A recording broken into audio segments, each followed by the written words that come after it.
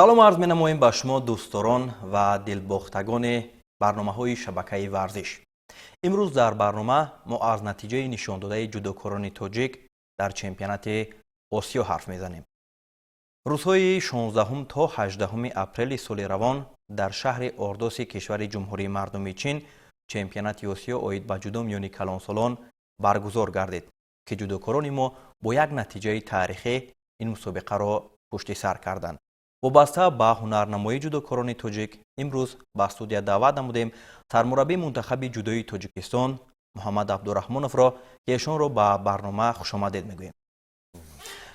хуб, натиҷае ки ҷудокорони мо дар чемпионати осиё нишон доданд, гӯем ки 9-10 сол мардуми сарбаланди тоҷикистон интизорӣ мекашид, зеро ки баъд аз он ҳунарнамоиҳое ки комроншоҳи устопириён 2 сол пайҳам солҳои 2016 ва 2017 дар ин мусобиқаи қоравӣ нишон дода буд, то ҳол ба касе аз ҷудокорони мо муяссар нагардида буд ки дар ин мусобиқа тавонанд ки нишони заринро ба гардан овезанд ва имсол ҷудокорони мо якбора тавонистанд ки 2 нафар соҳиби нишони тилло шаванд. ва имрӯз меравем ба ҳунарнамоии ҷудокорон аз рӯзи аввал сабқате ки дар вазнҳои 48-52 миёни бонувон ва дар вазнҳои 60 ва 66 килограмм миёни мардон доир шуд ва дар ин рӯз кишвари моро 5 нафар намояндагӣ мекард. вобаста ба ҳунарнамоиҳои аҳлия муминова ва меҳрзод суфиёв ки ин ҷудокорони мо дар рақобатҳо натавонистанд барои гӯем ки ба даст овардани медал муваффақ шаванд. ҳунарнамои аҳлия муминова бигем ки ҳисобе ки духтаро тамрино дар мо камтар ҳастанд дар толоро, шояд фикр мекунам ки аз ин ҳисоб бошад.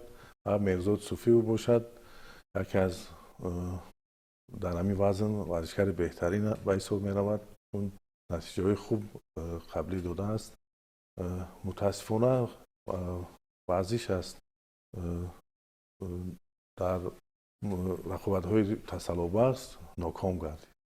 хуб, агар ҷиддитар ба ҳамин умқи ҳамин чиз агар гӯем ки таваҷҷӯҳ кунем, ҳар як варзишгар барои пирӯзӣ меравад, зеро ки ҳам рақиб ҳам варзишгарони мо, вале ин аст ки як нафар бояд ғолиб шавад ва ҳунарнамоиҳои ҳарду ин варзишгарони мо бад набуданд. ман фикр мекунам то он андозае ки тавонистанд қудрату тавоноӣ доштанд ҳунарнамоӣ карданд. ва акнун интизориҳо аз Мадина Қурбонзода дар ин мусобиқа хело зиёд буд ва ҳатто мутахассисон ҳам иброз медоштанд ки ӯ ягона нафаре аз миёни гулдухтарон аст ки барои ба даст овардани медал имкониятҳои хубтару беҳтар дорад, чунки соли гузаштаву миёни наврасону ҷавонон дар чемпионати осиё ҳамин гуна натиҷаҳои арзандаро нишон дода буд ва имрӯз ҳам муваффақ шуд. албатта Мадина Қурбонзода яке аз бонуварзишгари беҳтарин аст дар ҷумҳурӣ, чун дар соли қаблӣ дар байни наврасон сазовори медали тилло гардид аз ҳамин чемпионати осиё ва дар ҷавонон бошад медали биринҷӣ. ва инчунин дар грандслами душанбе ки дар таърихи ҷудои кишвар ин аввалин зан буд ки медали биринҷӣ ба даст овард. ва инчунин дар чемпионати осиё байни калонсолон низ гӯем ки як таърихсозӣ кард, чун дар вазни 52 кило хеле бо рақибони сарсахт бигем бо пурқувват озмоӣ карда мо ҳатто боварӣ доштем ки дар финал ӯро мебинем. албатта аввалан Мадина ҷавон аст, байни ҷавонон бигем ки синни соли ҷавонон озмоӣ мекунад. мо боварӣ дорем ки дар мусобиқаҳои миёнабарда оянда мо аз медали тилло аз ин боварӣ дорем ки медали тилло ба даст меорем. ва воқеан агар рақобатҳое ки Мадина доир кард гӯем ки таваҷҷӯҳ кунем, бисёр бо ана ҳамон қудрату тавоноӣ доштааш мубориза бурд ва қабл аз сабқате ки барои ба даст овардани нишони биринҷӣ мубориза бурд, ҳатто дар шабакаҳои иҷтимоиам бо ана ҳамон як ҷумлае ки гуфт, гӯем ҳамаро боз ҳам рӯҳбаланд карду умедро зиёд кард ки ҷое ки нангу номус аст бояд ин медал ба даст оварда шавад. ва ман фикр мекунам ки он эҳсосоту он ҳаяҷоне ки Мадина дошт ва мехост ки ҳамин медалро ба даст биёрад, ана ҳамон бовариаш ӯро тавонист ки дар ин мусобиқа муваффақ гардонад.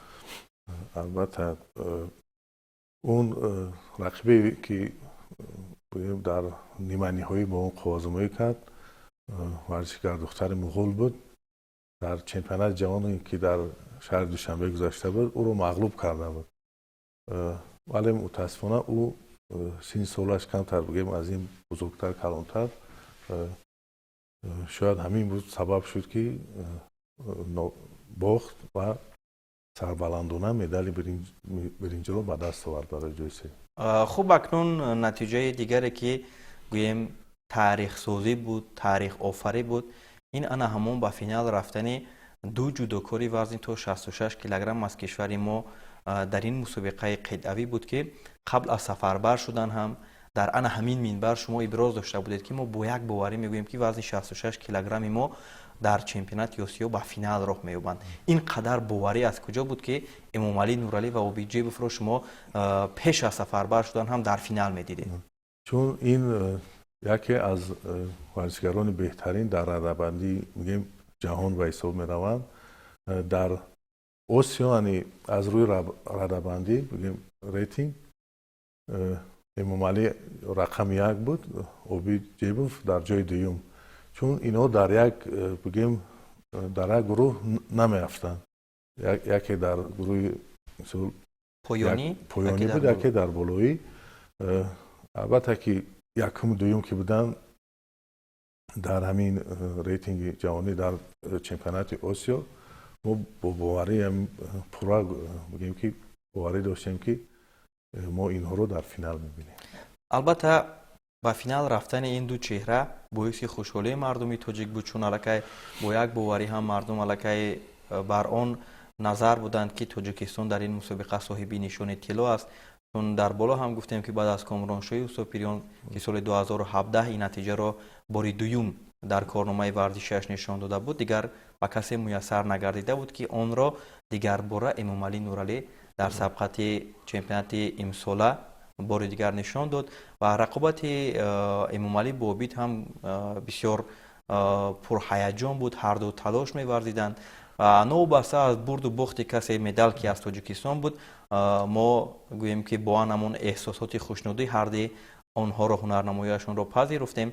و چگونه است که بار سوم امام علی میتواند در برابر عبید جیبوف غالبیت به دست بیارد؟ چون هنر عبید را هم گوییم مقایسه کردن خیلی دشوار است، استعداد امام علی نورعلی را هم. البته در ورزش چه میگیم، ورزشکاری هست که از حسابی بگیم که تکنیکی در درجه بلند است. چون عبید جیبوف یکی از بگیم که ورزشکارانی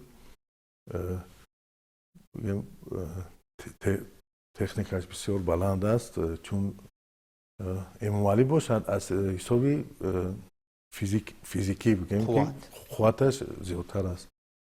شاید همین می شود در مسابقاتی که ورزشکاری که از حساب تاکتیک و تکنیک مهارت دارد، البته که با ورزشکارانی که فیزیکی مثال بلند است غالب میبرد.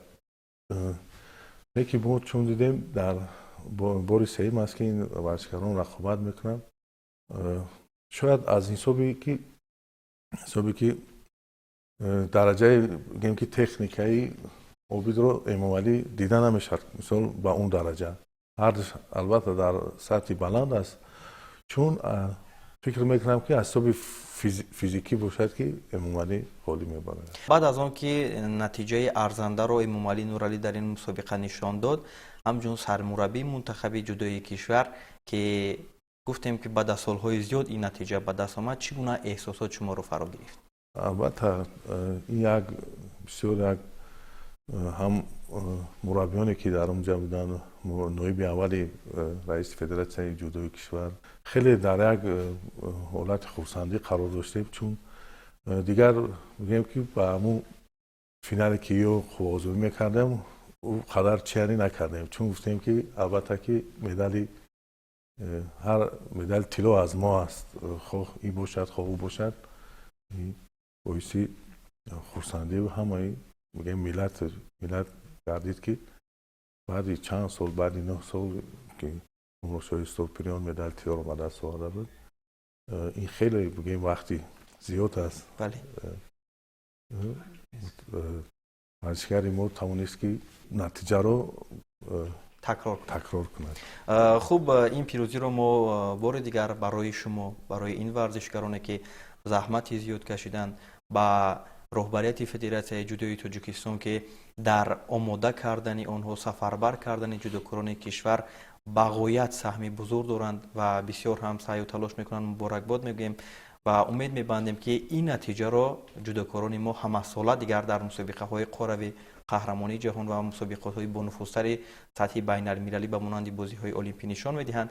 و بعد از روز اول هیئت منتخب جودوی تاجیکستان در میان 19 کشوری که در چمپیونات آسیا اشتراک داشتند با نتیجه نشان داده امامعلی نورعلی اوبیجبف و مدینه قربانزاده در روی خط بهترین ها در جای دوم قرار داشت و میان مردم باشد صدرنشین بودند. روز دوم باز هم گویم جودوکاران ما با یک انگیزه خوشحال کننده روی تته می آمدند و در روز دوم هم نتیجه ها بسیار هم ارزنده بود. وابسته به هنرنمایی جودوکاران در روز دوم چی میگویید؟ در روز دوم مسابقه باشد در وزن 73 کیلو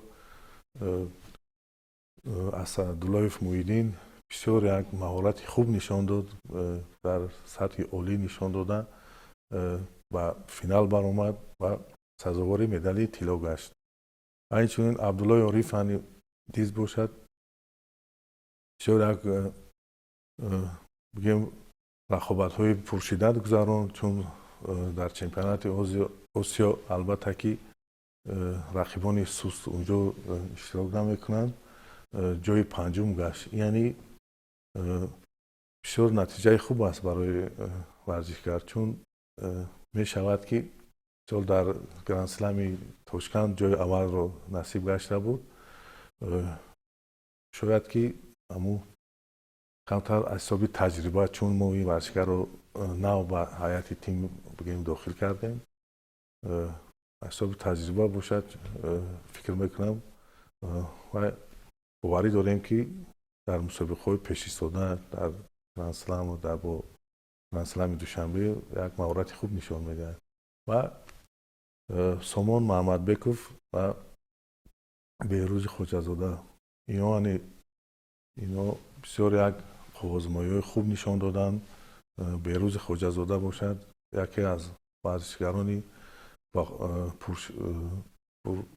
قوتی همین وزن رو بگیم که اثری رو دور کرد. مراجان یولداشوف یکی از ورزشکاران بهترین ازبکستان می باشد. قهرمانی جهان جای سوم دارد و قهرمانی بازی های آسیا است. اینو غالب آمد بر این و پهلوانی از امارات متحده عرب اون گورجی است، بسیار اون ورزشکار پرقوت است. او را نیز بگیم که غالب آمد. و سامان باشد محمد بکوف بسیار ورزشکارای با قوت غالب آمد و در فینال متاسفانه با ورزشکار قزاق که بگیم جوان است و امی بگیم که چیانی نداشتیم، باوری نداشتیم که مغلوب می شود. البته ورزش است، برد است، باخت است.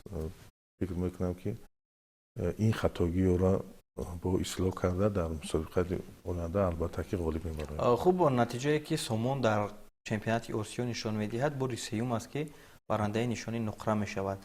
در این فینال و مثل که شما گفتید بسیار مردم انتظاری داشتند که سامان با یک باوری میتواند برنده نشانی طلا شود. به اندیشه شما برای محمد بکوف در این رقابت نهایی چی نرسید؟ برای سامان فکر میکنم که کمتر حسابی این قزاقستان چون یگان مدال نداشت، بسیار وقتی که ورزشکاران دیروز مثل مدال به دست آوردن کمتر قزاقستان نداشت متاسفانه. بعد بدتر و هم بگیم که مربیان هیئت مربیان با او توصیه دادن چی کردم. شاید یک خطاگی باشد که میگم که همون محمد بکوف مغلوب گشت در این. شاید که همون خوشحالی از حسابی نتیجه نشان داده دیگر ورزشکاران بود. و البته از این چهره انتظاری ها حالا هم خیلی زیاد است، چون سامان محمد بکوف قهرمان بازی آسیایی است، در قهرمانی جهان، در بازی های المپی هم نتیجه های لازمه رو در کارنامه ورزشش به دست آورد و اکنون به هنرنمای محیدین که وزن 73 کیلوگرم در این مسابقه او نظیر نداشت. هنرنمای ارزنده او را ما در اینجا دیدیم که در رقابت نهایی با جودوکار تاجیک تبار امارات متحده عرب قرار گرفت و همگی میگفتند که محیدین در این رقابت باید که غالب شود، چون این فینال گویم تاجیکی هم بود ولی ورزشکار از دیگر کشور برآمد میکرد. شما چی میگویید؟ چون که تقدیر هنرنمایی را همون یک یوکو حل کرد. بله، اسدالله محیدین بسیار با ورزشکارانی بگیم از کره جنوبی بود که این هم بسیار ورزشکار با قوت بود، او را مغلوب کرده به فینال برآمد و محمد بک نیز باشد در رده‌بندی جهان رقم یک است. بسیار ورزشکار جایزه‌دار چمپیونات جهان و چند تا قهرمان گرند اسلم می باشد. البته یک قوزمایی پرشدت اینا نشان دادن که حتی با گلدن اسکور رفت به وقتی چی و خوشبختانه اسدالله محیدین در وقتی ایلاوگی با یک طریق یوکو بگیم که مغلوب کرده، پیروزی به دست آورده، سزاوار مدال طلا گشت. البته نتیجه که یک روز قبل امام علی نشان داده بود باز هم از جانب ورزشکار دیگر کشور ما نشان داده شد در این مسابقه قروی و با 2 نشان طلا و 2 نشان نقره و 1 نشان برنجی باز هم در موقع بهترین ها قرار داشت تاجیکستان، ولی روز سوم خوشحال کننده نبود. شما چی میگویید هنرنمای بچه ها را؟ بسیار در وزن 90 کیلو میگیم که عبدالجلیل محمد جان و جهانگیر مجیدوف در وزن 100 کیلو ما باوری داشتیم از این ورزشکارانی که سزاوار مدال ها میگردد، اما متاسفانه خیلی ورزش است. میگم که اگر او همه که مدال بگیرد این فکر میکنم که همه کوشش میکنن، همه دولت های دیگران که برای مدال بازمایی کند. جای پنجم جای بد نیست در چمپیونات آسیا. فکر میکنم این هم یک پل‌های لازمه با این ورزشکاران میتید و متاسفانه سزاوار مدال نگشتند.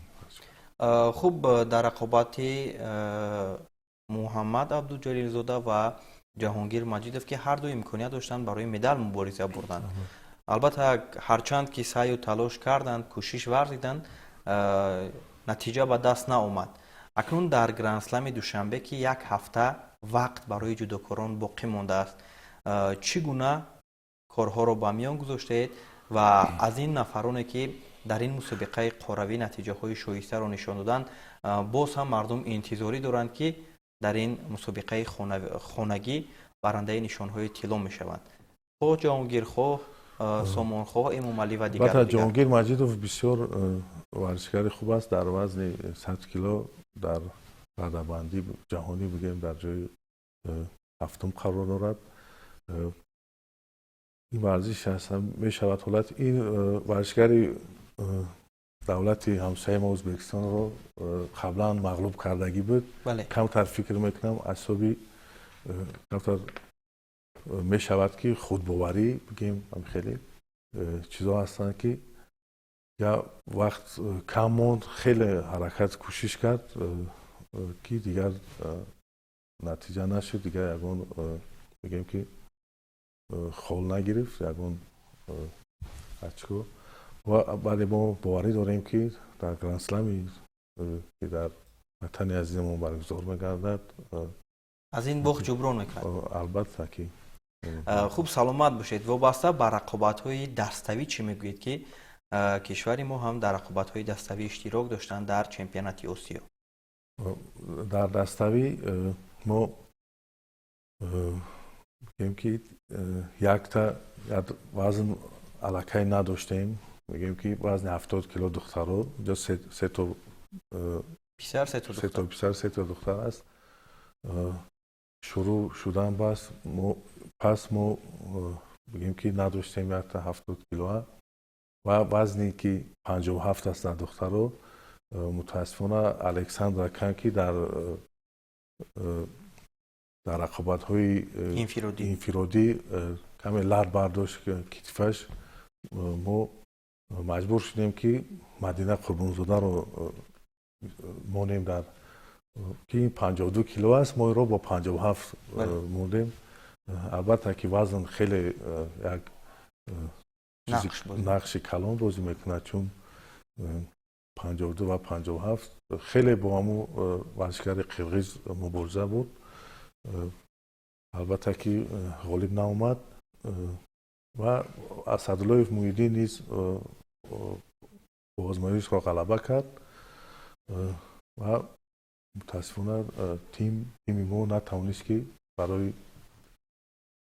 ادامه برای مدال ها مبارزه را دوام بدهد. خب اون نتیجه که در رقابت های انفرادی جودوکاران ما نشان دادند، البته که جای این باخت را میپوشاند، چون دو نشانی طلا، دو نشانی نقره و اون نشانی برنجی که اولین مرتبه در تمام گیم که سالهایی که جودوکاران ما در مسابقه های قهروی اشتراک میکنند میانی بانوان مدینه قربانزاده به دست آورد و این همه از آن بار دیگر هم تکرار شود کوشش ها و زحمت های رهبریت فدراسیون جودوی تاجیکستان زیر راهنمایی اسماعیل محمدزاهر است که جودوکاران ما به این نتیجه های دلخواه در سالهای اخیر گوییم که امکانیت برایشان دست میدهد و میتوانند که نتیجه های ارزنده را به دست بیارند و خوشحال گوییم که بسیار هم خوش قبول کردن این نتیجه ها را و حتی در فرودگاه بین المللی شهر دوشنبه استقبال که این جودوکاران را و هیئت منتخب جودوی تاجیکستان را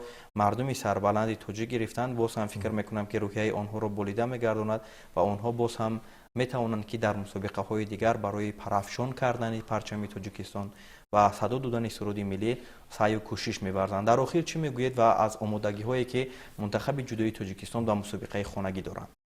البته ما دستاوی رو یک بار دیگر به یاد میاریم، چون قرقیزستان یگان مدال به دست نیاورده بود در رقابت های انفرادی. بسیار یک مهارت خوب نشان دادن، چون یکی برای جای سوم یکی از دستای بقوت رو دستای امارات متحده عرب که بسیار در اون هیئت ورزشکار بسیار بهترین وزن 73 کیلو محمد بکوف و دیگر ورزشکاران، حتی یک اوکراینی در وزن از 78 کیلو دارند، همون تیم بقوت رو بگیم مغلوب کرده سزاوار جای سوم گشتند. بله. برای آمادگی دسته منتخب جمهوری تاجیکستان آید به جودو بر گرند اسلمی که در پیش ایستاده است، ما بسیار علاقه ما همون کوشش و مشقایی که بود بگیم که به انجام رسوندیم. حاضر فقط بچه ها همین وزنشان کنترل میکنن تا روزی مسابقات. البته باوری داریم که در خانه خودمون هستیم با نتیجه خوب به دست میاریم. سلامت باشید. بار دیگر این نتیجه های ارزنده را به کل مردم تاجیکستان مبارکباد میگوییم و باز هم یادآور میشویم که جودوکاران ما در چمپیونات امسال در آسیا توانستند که با دو نشانی زرین، دو نشانی نقره و یک نشانی برنجی در رده‌بندی بهترین ها در جای دوم قرار گیرند. این نتیجه باری اول است در صحیفه جودوی تاجیکستان و امید می‌بندیم که باز هم همین گونه نتیجه های ارزنده از قهرمانی جهان، بازی های آسیایی و بازی های در پیش ایستاده که در سال 2028 بازی های المپیک است، این نتیجه ها رو نشان می‌دهند و بار دیگر یادآور می‌شویم که هم صحبت ما بودن سرمربی منتخب جودوی تاجیکستان محمد عبدالرحمانوف. اینجا برنامه ما هم به انجام میرسد. خیر، تنصیحت و پیروز باشید.